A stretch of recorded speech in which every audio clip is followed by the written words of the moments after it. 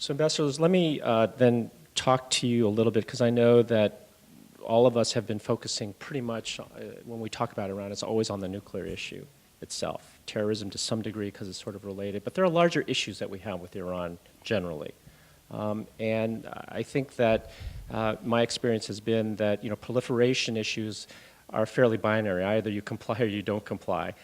There are larger issues that we have with Iran that we may be able to cooperate on or be able to bargain with. Can you sort of talk about those particular pieces that people may not be that familiar with?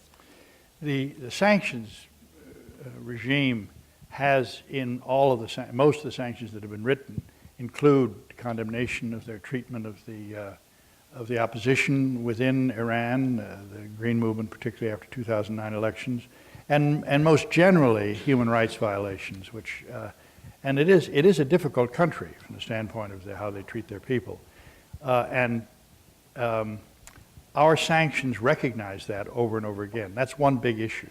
It's an aspect of U.S. foreign policy. I think more to the point, however, is that in the region, over the last 2 or 3 years, certainly since the so-called Spring Awakening, Arab Awakening, the dynamics have changed totally for U.S. interests in the region.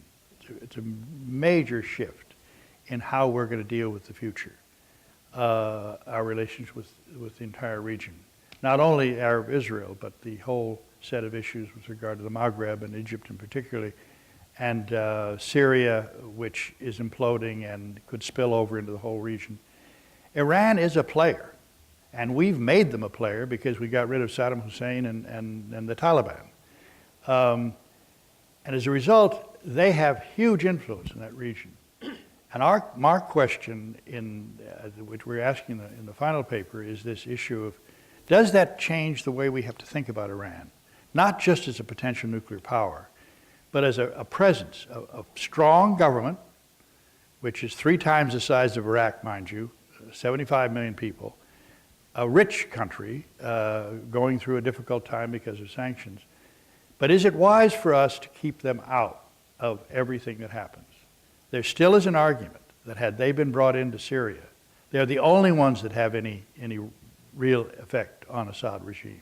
Had they been part of an effort to work toward a transition, we might have had a different outcome. There was a chance that you could have gotten a political transition and not had the terrible, terrible civil war that's happening there. So those are the issues that we're I think Bill's a little more optimistic than I am about how far we're likely to get with the current constellation of leaders in Tehran. But there's no doubt that that their interests and ours coincided heavily with respect to both Iraq and Afghanistan.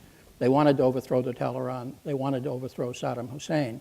And had we been willing to take advantage of that coincidence of interest back in the first half of the last decade, when we were going about overthrowing both of those regimes, there's a virtual certainty that we could have overcome a lot of the other differences that we had in a collaboration that focused on those 2 issues. We rebuffed any effort to collaborate on both of those issues, despite the fact that they were quite keen to do so and lost a lot of opportunities.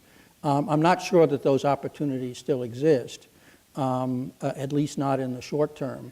But Iran is a polity which is not constant, which changes. It has elections. They're not fair elections from our standpoint.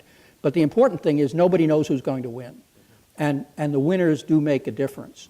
And they're surprised. Nobody thought Ahmadinejad would win. Nobody thought his reformist predecessor would win. And nobody knows who's going to win next time. In fact, nobody knows at this point who's going to run.